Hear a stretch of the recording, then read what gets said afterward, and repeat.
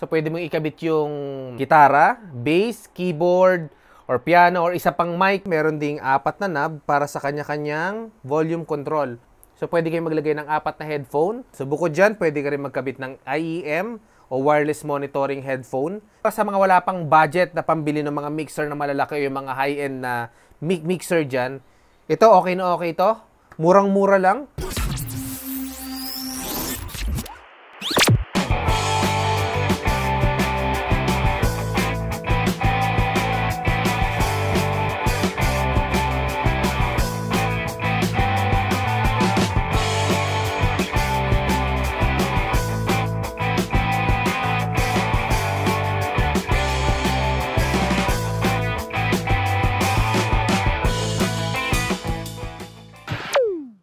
Welcome back sa ating channel. So tayo ay mag-unbox na naman muna ulit. So ito ay magagamit natin sa ating pagre-recording.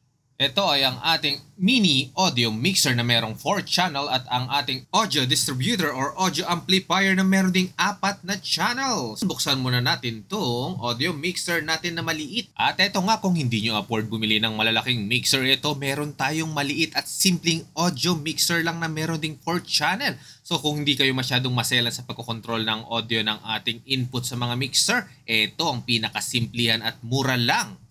At simulan na nating buksan. Syempre, hindi mawawala ang ating manual. Meron din tayong diyang adapter para sa ating power source. At kung titignan nyo yung kanyang adapter, meron siyang 5 volts lang naman na power. So walang problema yan. Isaksak nyo lang dyan at gagana na yan. So mamaya ititest natin yan. Ano pa bang meron? So yung pinaka-unit naman natin, ito ang inyong makikita. Napakaliit lang, kasyang-kasya sa ating palad. At ito nga, meron siyang 4 na knob para sa ating volume control sa bawat input na ilalagay natin dyan. Kalimbawa na dyan yung ating mga electric guitar, keyboard, bass o kahit electric drums. Pwede mong ilagay sa mga input na yan para meron tayong isang connection papunta sa ating output.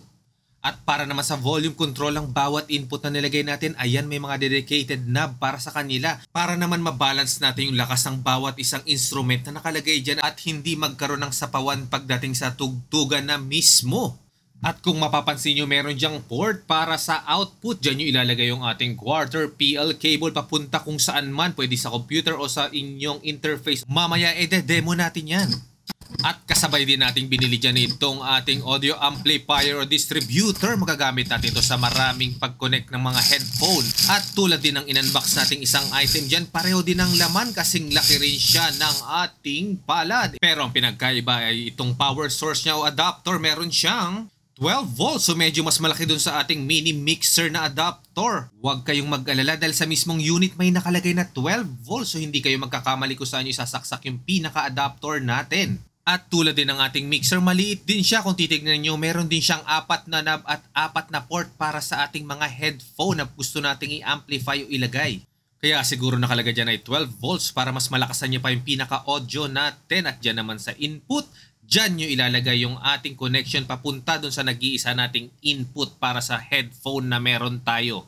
At kung papansinin nyo nga sa bawat port na meron tayo sa headphone, meron silang kanya-kanyang knob na pwede nyong lakasan o hinaan yung naririnig ng mismong audience o nakakonect na headphone dun sa pinaka-port natin. So napakaganda nito kung nalalakasan sila o nahihinaan, madali nating i-adjust. Isa sa pinakamagandang paggamitan nito ay lalo sa mga bandang merong IEM monitoring at saka meron ding mga podcast dyan na maraming nag-uusap, so madali nating i-adjust yung mga naririnig nila. Talaga namang partner siya ng ating mini mixer na binili. Hindi na natin kailangan bumili ng naglalakihang mga equipment dyan at saka napakamahal. Ito, sulit na sulit ang pagkakabili talaga natin. Okay, i-demo na natin. I-connect natin sa ating computer or interface para makita nyo kung paano siya gamitin ng sabay. Let's go!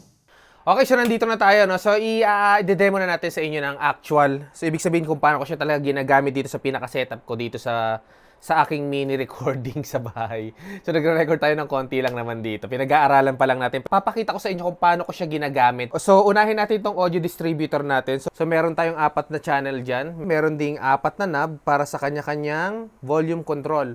So, ibig sabihin, pag may nakakonek ka dyan na tulad nitong headphone, kung gusto mong mahina lang yung naririnig nila sa headphone nila, pwede mong i-adjust dito. So, bukod dyan, pwede ka rin magkabit ng IEM o wireless monitoring headphone. So, paano mo siya i-connect sa ating computer? So, meron tayong audio interface dating ginagamit. So, sa audio interface natin dati, meron lang tayong isang pang monitor. So, pang isang headphone lang. Sa tulong nitong ating audio distributor o pang parami ng headphone na pwedeng nakakonect, i-connect mo yung pinaka-input niya papunta dito sa pinaka-monitor natin dito sa audio interface natin. So, ang ibig sabihin, pwede na mag-connect yung 4 na headphone. Okay, so pagdating naman dito sa isang binili natin, so itong mini mixer natin. So, tulad din siya ng mga mixer na malalaki. So, pwede mong ikabit yung gitara, bass, keyboard, or piano, or isa pang mic. Pero ito, ang pinagkaiba lang, parang manual siya eh. Wala siyang pang-adjust ng mid, ng bass, o ng treble. Wala siyang ibang control. Volume lang talaga siya. Ngayon, saan natin i-connect? Sa interface natin. So, itong dating interface natin, meron lang dadalawang input yan. Pwedeng dalawang instrument, pwedeng dalawang mic. So, ibig sabihin, pag meron ka pang ibang kasama o meron kang kabanda na pumunta tapos gusto niyo lang tumugtog ng bass, guitar, o drums, electric drums, or keyboard, hindi ka na makakapagsaksak dito sa ating interface kasi dadalawa lang to. So, doon na papasok itong ating mini mixer. Kung titignan nyo, palad lang talaga siya. So, napakalaking tulong, madaling dalhin. Meron siyang 4 na channel. Ibig sabihin, 4 na instrument, pwede mong ilagay dyan. Pwede ka rin maglagay ng mic kung gusto mo. Yung pinaka-output na nakalagay dito, i-connect mo na siya papunta dito ngayon sa ating input ng audio interface natin. So, kukonect mo siya papunta dito. So, magkakaroon ka na ng 4 na port. So, ang magiging problema lang, pagdating sa editing dito, magiging mono lahat ng tunog ng instrument pagdating dito. Ang mangyayari na lang siguro, magkakaroon siya ng kanya-kanyang volume pagdating dito. So, dito pwede mong i-adjust yung lakas o hina ng mga instrument na nakalagay dito. So, yun lang ang magiging control nito. So, hindi lang naman para sa instrument ang gamit nito. So, kunyari, meron kayong podcast na ginagawa sa internet o meron kayong live podcast, malaking tulong din tong dalawang item na binili natin. Unang-una, kasi kunyari, meron kayo sa podcast na 4 na nag-uusap. So, kailangan nyo ng 4 na microphone. Doon na papasok itong ating mini mixer. So, meron siyang 4 na input ng mic na pwede mong ilagay dito. So, sa podcast, kung 4 kayo, okay na okay yan. So, makakapagsalita kayo ng sabay-sabay. So, para naman marinig nyo yung naka-input na microphone dito, dito naman papasok yung pinaka-headphone natin. So, pag nagpa-podcast kayo, syempre, kailangan marinig yung isa't isa. So, pwede kayong maglagay ng 4 na headphone para sa 4 na podcaster o 4 na nagpa-podcast. So, sana meron tayong natutunan kahit konti dito sa ating mga biniling item. Para sa mga wala pang budget na pambili ng mga mixer na malalaki o yung mga high-end na mixer dyan, ito, okay na okay ito. Murang-mura lang. So, sa halagang 500 to 600, meron ka ng ganitong klaseng equipment na napakalaking tulong. Lalong-lalo na sa mga nag-uumpisa pa lang pagdating sa recording o pagla-livestream o pagpa-podcast nila. Okay, hanggang dito na lang po tayo. Thank you for watching. Please like and subscribe and hit the bell button para po ma-update pa tayo sa mga susunod nating mga video dyan. Goodbye and God bless. Ciao!